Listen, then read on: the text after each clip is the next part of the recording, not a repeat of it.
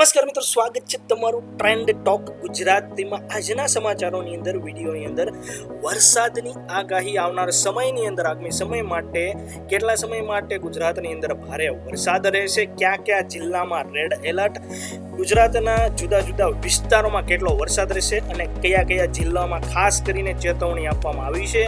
હવામાન વિભાગની ખાસ ચેતવણી આપવામાં આવી છે. માછીમારોને પણ જે છે માછીમારી કરવાની જે છે ના પાડવામાં આવી છે.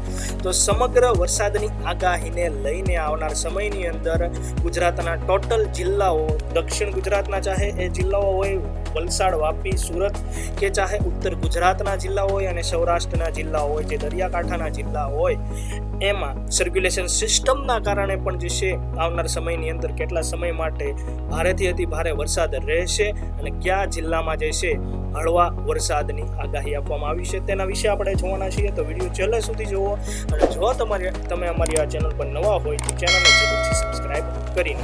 સૌપ્રથમ મિત્રો અહીંયા વાત કરીએ IMD એટલે કે ઇન્ડિયન મેટ્રોલોજિકલ ડિપાર્ટમેન્ટ દ્વારા જે 5 તારીખનું જે અપડેટેશન એટલે કે સ્ટેટ ફોરકાસ્ટ આપવામાં આવ્યું છે એટલે કે ગુજરાતનું, એના વિશેની. તો અહીંયા તમે જોઈ શકો છો તારીખ 5 જુલાઈ 2026. તો સૌપ્રથમ જે છે IMD દ્વારા જે ફોરકાસ્ટ આપવામાં આવ્યું છે એની વાત કરીએ તો પાછલા સમયની અંદર એટલે કે પાછલા અહીંયા તમે જોઈ શકો છો 24 કલાકમાં જે છે ગુજરાતના કયા જિલ્લામાં જે છે વરસાદ જોવા મળ્યો. તો તેની વાત કરીએ તો અહીંયા તમે જોઈ શકો છો monsoon was activated over Saurashtra, Kutch and normal over Gujarat region એટલે કે સૌરાષ્ટ્ર કચ્છથી લઈને ગુજરાતના બધા જ રિજિયનની અંદર બધા જ તાલુકાઓમાં વરસાદ જોવા મળ્યો છે.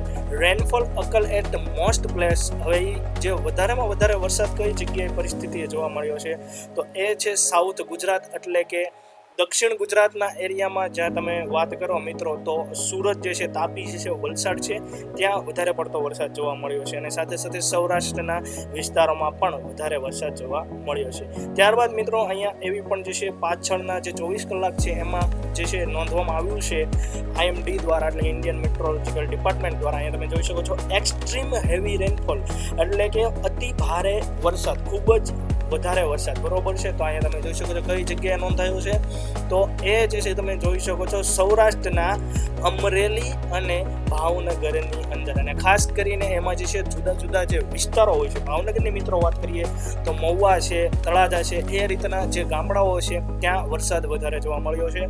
ત્યારબાદ અમરેલી અને સાથે સાથે જુનાગઢમાં પણ અહીંયા તમે જોઈ શકો છો હેવી રેનફોલ. અહીંયા તમે જોઈ શકો છો વેરી હેવી રેનફોલ.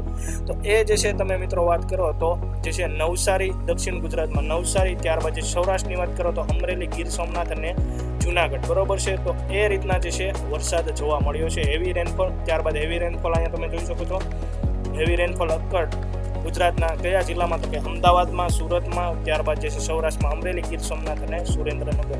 તો આ રીતના 24 કલાકની અંદર પાછળના જે 24 કલાક છે એમાં વરસાદ જોવા મળ્યો છે અને એની ઉપરથી જે છે હવે જે રેડ એલર્ટ આપવામાં આવ્યું છે તેની વાત કરીએ હવામાન વિભાગ દ્વારા. તો અહીંયા મિત્રો તમે જોઈ શકો છો હેવી રેનફોલ વોર્નિંગ જે IMD દ્વારા આગામી સમય માટે જે રેડ એલર્ટ, યલો એલર્ટ અને ઓરેન્જ એલર્ટ જે આપવામાં આવ્યું છે એની મિત્રો અહીંયા વાત કરીએ તો જે અહીંયા લાલ કલરના અક્ષરમાં તમને જે જોવા મળે છે, લાલ કલરનો જે વિસ્તાર છે એ રેડ એલર્ટનો વિસ્તાર છે. પછી ઓરેન્જ કલરનો જે વિસ્તાર છે એ ઓરેન્જ એલર્ટ છે અને યલો એલર્ટ એટલે કે પીળા કલરનો જે વિસ્તાર છે એ યલો એલર્ટનો છે, બરોબર છે. તો કયા જિલ્લાઓની અંદર જો તો 5 તારીખની મિત્રો વાત કરીએ તો હવામાન વિભાગ એટલે IMD દ્વારા જે છે કયા જિલ્લાની તો દક્ષિણ ગુજરાતના અહીંયા તમે જોઈ શકો છો નવસારી, બરોબર છે, ડાંગ, એ બધા જે વિસ્તાર છે એમાં. ત્યારબાદ સૌરાષ્ટ્રની અંદર ભાવનગર, અમરેલી અને ગીર સોમનાથ. 5 તારીખે જે રેડ એલર્ટ આપવામાં આવ્યું છે એ. ઓરેન્જ એલર્ટની મિત્રો વાત કરીએ તો રાજકોટ, જુનાગઢ અને જે દક્ષિણ ગુજરાતના છોટાઉદેપુર, નર્મદા, તાપી અને ભરૂચ. મિત્રો વાત કરીએ હેવી રેનફોલ એટલે કે રેડ એલર્ટ એટલે શું? તો રેડ એલર્ટ એટલે વીજળી સાથે, કડાકા ભડાકા સાથે વરસાદ થાય અને ભારે ચેતવણી આપવામાં આવે છે. સાથે સાથે લોકોને બહાર ના નીકળવાની પણ જે છે ચેતવણી આપવામાં આવે છે, એને રેડ એલર્ટ કહેવામાં આવે છે. ઓરેન્જ એલર્ટ એટલે જે છે માત્ર ચેતવણી આપવામાં આવે છે, અગાઉથી તમારે સાવચેત રહેવું, એ પ્રકારની ચેતવણી એને જે છે ઓરેન્જ એલર્ટ કહેવામાં આવે છે. અને યલો એલર્ટ એટલે સામાન્ય પરિસ્થિતિ, સામાન્ય વરસાદ, બરોબર છે. તો આગળ મિત્રો વાત કરીએ 6 તારીખની આગામી સમય માટે કયા જિલ્લામાં જે છે એલર્ટ આપવામાં આવ્યું છે. તો 6 તારીખે જે રેડ એલર્ટ આપવામાં આવ્યું છે એ તમે જોઈ શકો છો ડાંગ, ત્યારબાદ જે છે બીજા જે વિસ્તારો છે, બરોબર છે, અહીંયા તમે જોઈ શકો છો તો એ વિસ્તાર દક્ષિણ ગુજરાતના જે એ વિસ્તારો છે ત્યાં આપવામાં આવ્યું છે. નવસારી ને એ બધા જે વિસ્તાર છે ત્યાં આપવામાં આવ્યું છે. અને ઓરેન્જ એલર્ટ અહીંયા તમે જોઈ શકો છો ભાવનગર, અમરેલી, ગીર સોમનાથ, ભરૂચ, નર્મદા, સુરત અને તાપી અને છોટા ઉદેપુર ત્યાં જે છે ઓરેન્જ એલર્ટ 6 તારીખના રોજ. ત્યારબાદ મિત્રો આગળ વાત કરીએ તો 7 તારીખની. તો 7 તારીખે જે છે એ કઈ જગ્યાએ રેડ એલર્ટ આપવામાં આવ્યું છે, તો એ પણ જે છે જે વિસ્તાર હતા 7 તારીખે ડાંગ, નવસારી, તો એ જ વિસ્તારમાં જે છે રેડ એલર્ટ આપવામાં આવ્યું છે. અને ઓરેન્જ એલર્ટ અહીંયા તમે જોઈ શકો છો ભાવનગર, અમરેલી, સુરત, બરોબર છે. તો એ રીતના ઓરેન્જ એલર્ટ આપવામાં આવ્યું છે. અને જે છે 8 તારીખે શક્યતા રેડ એલર્ટની એટલે કે અતિ ભારે વરસાદની ખૂબ જ ઓછી છે. એક પણ જિલ્લામાં તમે જોઈ શકો છો રેડ એલર્ટ આપવામાં આવ્યું નથી. માત્ર જે દક્ષિણ ગુજરાતના વિસ્તારો છે ત્યાં ઓરેન્જ એલર્ટ તમને જોવા મળશે. અને 9 તારીખે મિત્રો વરસાદ જે છે એ નહીવત પરિસ્થિતિ છે. અહીંયા તમે જોઈ શકો છો 9 તારીખ સુધીમાં જે છે વરસાદની અતિ ભારે વરસાદની આગાહી છે.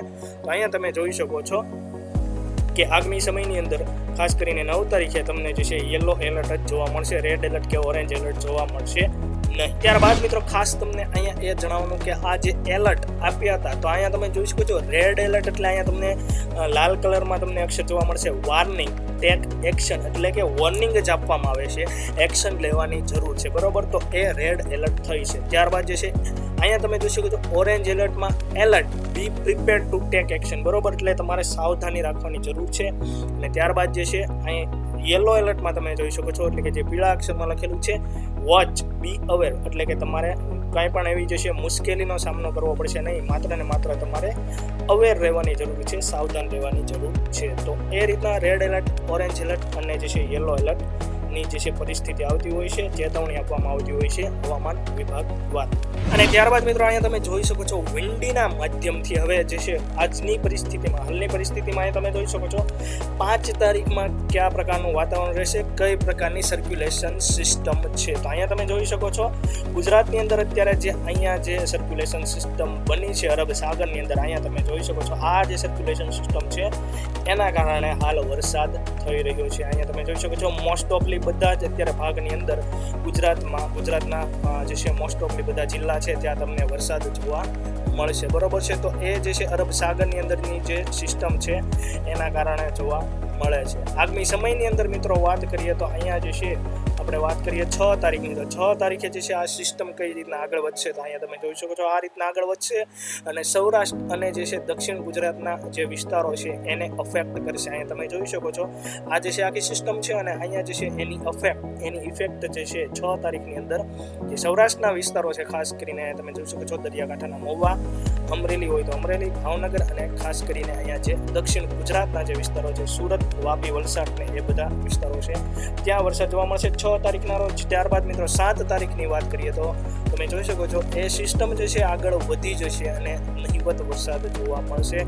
ખાસ કરીને દક્ષિણ ગુજરાતના અમુક વિસ્તારમાં વરસાદ જોવા મળશે, બાકી એકઈ જગ્યાએ વરસાદ જોવા મળશે નહીં. ત્યારબાદ મિત્રો 8 તારીખની વાત કરીએ તો તમે જોઈ શકો છો એ સિસ્ટમ છે એ સાવ જે છે આગળ વધી ગઈ છે અને એક પણ જગ્યાએ તમને જે છે વરસાદની પરિસ્થિતિ જોવા મળવાની નથી. તો આ રીતનું આગામી સમયમાં 9 તારીખનું અહીંયા તમે જોઈ શકો છો આ સિસ્ટમ તમને જોવા જ નહીં મળે અને આ પ્રકારનું કંઈક વાતાવરણ રહે. તો 9 તારીખ સુધી આગાહી આપવામાં આવી છે. 9 તારીખે વરસાદની કોઈ પણ શક્યતા નથી.